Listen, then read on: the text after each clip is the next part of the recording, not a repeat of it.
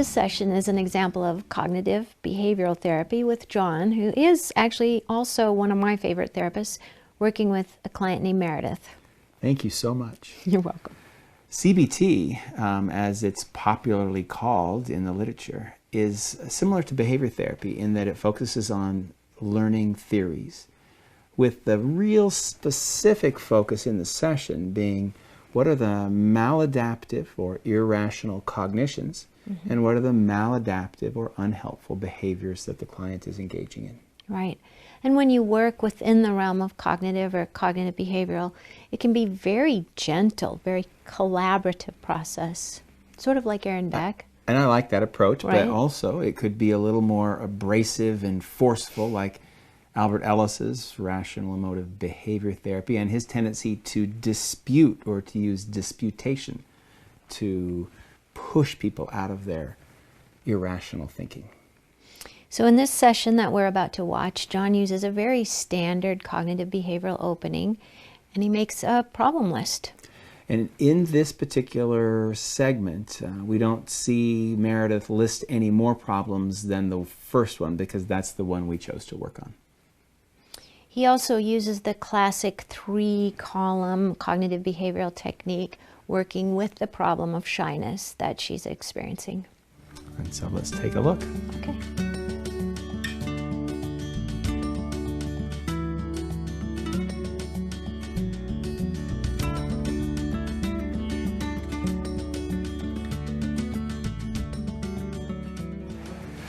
Well, Meredith, we know each other, and but the way we usually start a CBT session is to set an agenda. Okay. And so we might have several ideas about what we want on the agenda, but the first thing is usually for us to make a problem list Okay. together about whatever it is that you might want to work on. Okay. And then we'll do the problem list, and then we'll explore the thoughts and the behaviors that might be related to the problem. And hopefully by the end of our time together, we'll have a clearer idea about what's causing the problem and some ideas about how to maybe change things. Sounds good. All right. So, one thing that I've been noticing lately is that I have a tendency to kind of hang back in groups. And I tend to observe instead of participate. Okay. And a lot of times I get really nervous when I feel like I'm expected to speak up. And I want to speak up, but I kind of feel like I freeze. Okay. And so in particular then, in groups, the setting is big groups, little groups, does it matter? It doesn't matter a whole lot, but generally I guess medium size, like, you know, in classes that I have. So Yeah. they're usually like maybe 12 people or so, so relatively small, medium, I don't know what size that is. Okay. And so, but in your head, you probably would say, I would like to speak up, but for some reason you feel inside some anxiety or nervousness about that? Definitely. Okay. And then sometimes when I try to force myself to speak up, when I actually don't feel ready, I get like, I feel like my throat's closing and I get a red face. Okay. All right, so that's sort of one possible issue for us to talk about. Could you maybe give me a specific example of a particular group situation, as recent as you can, where you had this feeling of hanging back and maybe some fear of evaluation? So in my statistics class, each week we have it's called an inclusion activity. And generally, I guess it's supposed to help people feel like the group's more cohesive and included. Okay. But I usually experience it as the opposite. So there's usually a task at the beginning of each class of like, take off your shoe and talk about the most interesting place your shoe has been. Stuff like this. In stats? Yeah. Okay. That usually I get really nervous and I feel like I can't think of anything to say, and I feel like I usually end up saying something really awkward or lame, and I just don't feel good about it. Like I feel... Yeah. Can you give me that specific example of the recent time when maybe, and what you said too, including sort of the beginning, what happened, and then how it ended? Yeah, so when we did this activity, it's like a really weird example. Yeah. All right. When we did this activity, you know, probably 6 or 7 people had gone in front of me, and I was like not listening to anything that anyone else was saying, just totally self-absorbed in terms of like, oh God, what am I gonna say? And not being able to think of anything. And then when it was my turn, I was wearing a pair of shoes that like are kind of like they have lace on them. And so I took it off and I said, I like these shoes because I get cool tan lines from them. So I didn't even really answer the question that was like, where have these shoes been? Or like the coolest place these shoes have been, or something like that.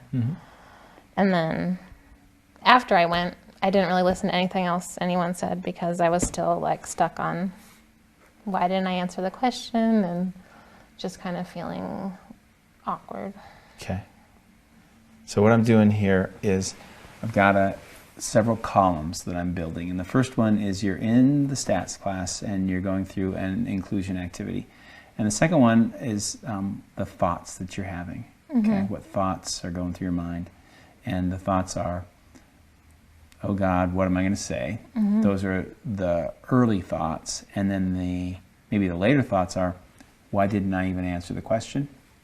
Yeah, and like, why can't I ever be articulate? Okay. Why can't I ever be articulate? Okay. And then our third column are the emotions that you might be feeling. And so as you're in that situation and people are taking their turn, the teacher says you're doing the inclusion activity. People are taking their turns, and what are you feeling? How would you describe your emotional state? Nervous.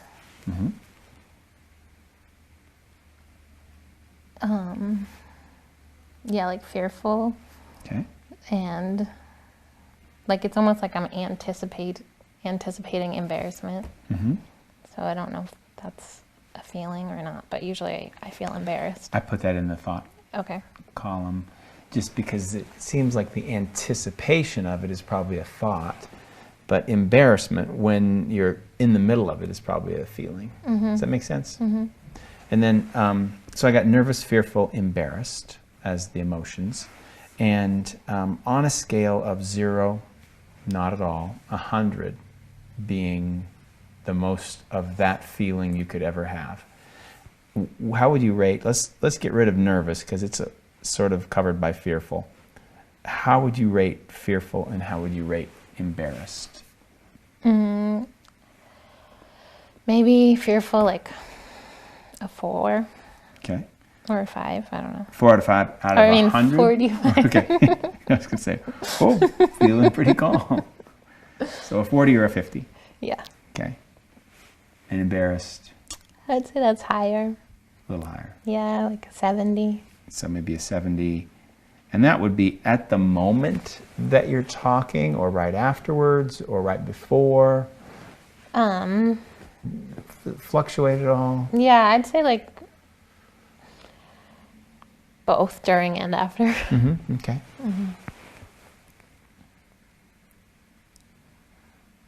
Okay, so during and after. All right, and so the cognitive approach to thinking about what's going on is that it's not the situation that causes the emotional reaction, but it's what you're thinking that causes the emotional reaction. And so it seems to me like one of the things that's going on, oh God, what am I going to say? And why didn't I answer? Why can't I never be articulate? Why can't I never be articulate? That Yeah, sounds exactly it's like perfect. We might have to start rating my anxiety now too. And then I guess there's the other thing you said, that you're anticipating embarrassment. And so are those words too also that are going through your head? Yeah, like, I wish I could be more clever, or I wish I could have just like a funny story right now. Yeah. Or make people laugh in a way that I want them to laugh. In the preceding segment, obviously Meredith is a very interesting young woman, and she talks a lot about some what might be considered irrational thoughts or maladaptive thoughts. In particular, we get to see a little glimpse of what she does that is black-white thinking or dichotomous thinking. Right. And she comes along with the process, even though obviously she's even kind of shy in the session and nervous. Yeah. So in the next section, we can watch as you focus more on that black and white thinking that's getting her in trouble. Right, and I also take a look at and try to point out helpful versus unhelpful thoughts. And I find that that's a good way to use, that's a good language to use with clients when you're using cognitive therapy, because they naturally kind of get a sense that, yes, some thoughts are less helpful, some thoughts are more helpful. And in the upcoming segment, I actually do that in the here and now. If it happens in the room, I get a chance to point that out to Meredith. Right. So let's take a look at that.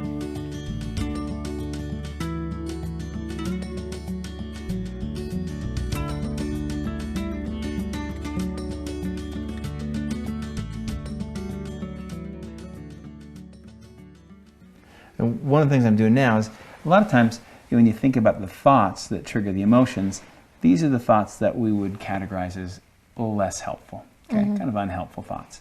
And then over here, what we're doing is we're coming up with some thoughts that might be more helpful, okay? Recognizing that no thoughts are perfect, but some thoughts are more helpful, some thoughts are less helpful. And you know, in your stats class, you're going to do the inclusion activity Every week.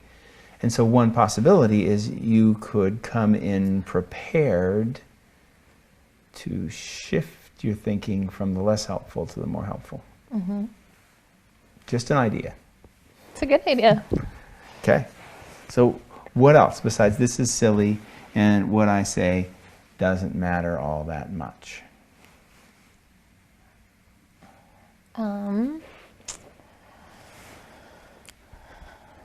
I can be clever sometimes. I can be clever sometimes. Good. That's sort of a counter to the why can't I ever be articulate? Yeah. Or why can't I never be articulate? Either way you say it. Let's pretend for a second that you were talking to a friend who had exactly this same scenario, and she was telling you the way that she talks to herself. Oh God, what am I going to say? And why can't I answer that? Why can't I ever be articulate? I know I'm going to embarrass myself. And so she's talking to herself that way. How would you talk to her? I think that I'd probably express surprise, because I imagine that usually I don't perceive her as inarticulate or as embarrassing as she sees herself. Okay, so you would be surprised and kind of reassuring to her and say, oh, you don't seem that way. And if you could be on her shoulder in the situation, what would you whisper in her ear? This is a good friend of yours. You want to be helpful. I would tell her that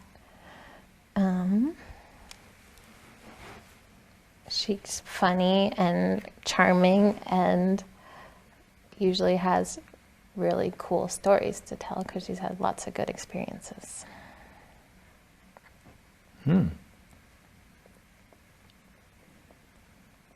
So you'd be sitting on her shoulder saying things like, you are funny and charming and you have cool stories to tell. What's it feel like when you imagine actually even saying those words to yourself in this kind of situation? I mean, it sounds pretty ideal, but it sounds really far away from my current experience. It's not what you're whispering in your own ear. No. What would stop you from actually doing this, from talking to yourself just like you would talk to a good friend? Because you're talking to yourself, you're kind of talking to yourself more like somebody who wanted to pull you down. And so I just think, oh, what about that good friend? I mean, can you be a good friend to yourself in those moments and say something more supportive? You are pretty successful in a variety of different things in your life, right? And so if you take one of those examples and you kind of break it down, are you able to, what do you do to prepare? Well, for example, even for a statistics test, I would guess that you have to go through some preparation. Study. Study. Okay. Kind of like studying. Have you ever been in a play or a dramatic performance of any kind? Oh no, I avoid that. Totally. Not even like in grade school? No. I think I maybe was in 7th grade. Yeah? Yeah, but I had a very small part. Yeah. I've always, like my whole life, shied away from being the center of attention. It never feels good to me. No. Which is ironic since I'm going to school to become a teacher. Yeah, so you have taught before and spoken in front of groups. Small, medium. Yeah. What do But you it do? never feels... Well, it never feels comfortable perfectly. No. Yeah, So even right now, as we're talking, okay. So I hear you say, it never feels comfortable, right? Would you put that thought in the category of helpful or unhelpful? To say that to yourself. I'd say that's unhelpful. Unhelpful. Okay. What's unhelpful about that thought? It kind of makes me feel like no matter how much I prepare, I still won't feel like I'm good enough or competent or... Yeah. And just before that you said, I always shied away from attention. It's never felt good. Okay. Some pretty black and white thinking. Well, that is pretty... Yeah, good job noticing that. And I hear you saying that black and white thinking is maybe too general in that it doesn't provide any real hope for it ever changing. And in that sense, it does seem like it fits in that unhelpful category. I mean, I definitely think like, you know, if you're nervous about something to a certain extent, that's healthy because it makes you prepare more. But at the same time, that kind of thinking of being like, it will never get better, it'll never be okay, probably isn't that helpful. Yeah. Yeah. So I wonder if that's maybe, as we think about the preparation stage, that's one of the things that you said for a stats test you would study. I wonder if there's some way you could study this way that you have been thinking about yourself. I'm just not clever in a group.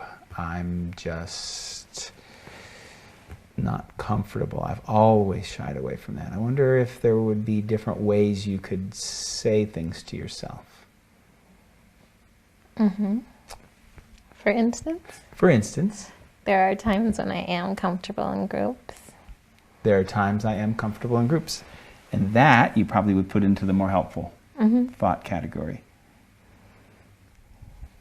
So it seems like you've got this sort of circle of thinking in there that takes you down into a negative place, that the embarrassment kind of starts this negative spiral, takes you downward to, you're probably not consciously thinking, I'll be alone and unhappy, but somehow it's related. People will think you're stupid, they won't want to be around you. Mm-hmm. Mm-hmm. Yeah, and I feel like I, like not really on purpose, but like I end up doing things to like make myself not seen, like kind of invisible. Mm-hmm. And then usually I don't feel like that's as rewarding when I feel engaged and involved in a group. It kind of backfires and you probably feel more lonely and unhappy based on withdrawing and being more invisible. Mm-hmm. Definitely. Mm-hmm.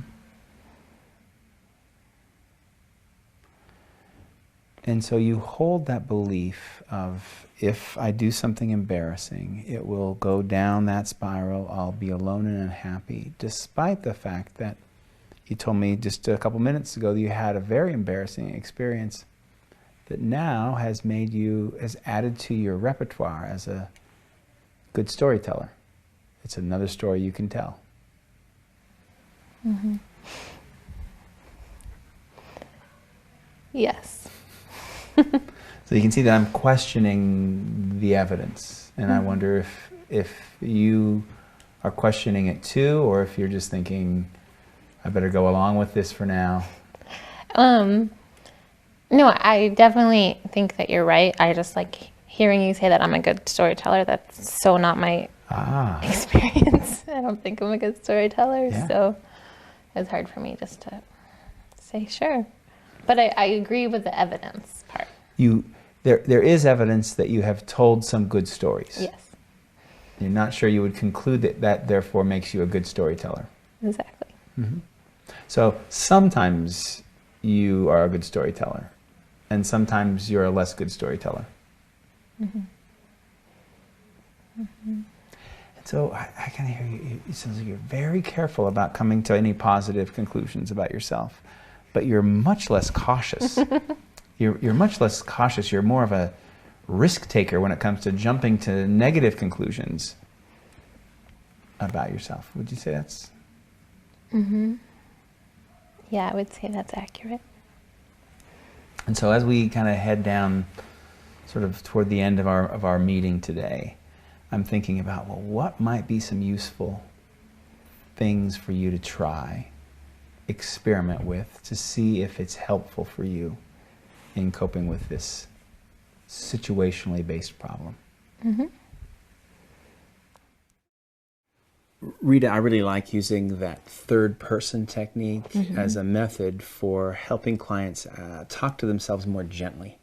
And then I really like the idea of her actually being on her own shoulder and whispering kind and supportive and positive things in her ear instead of the critical things that she often was whispering to herself. Right. Well, you were very gentle and encouraging, and I think that helped her actually reveal even more extreme black and white thinking that she's subjecting herself to. Yeah, in the end, this should help her automatically question her automatic thoughts a little bit more than she did in the past. And I have confidence. In fact, she said at the end of the session, she thought that this would be helpful to her in the future.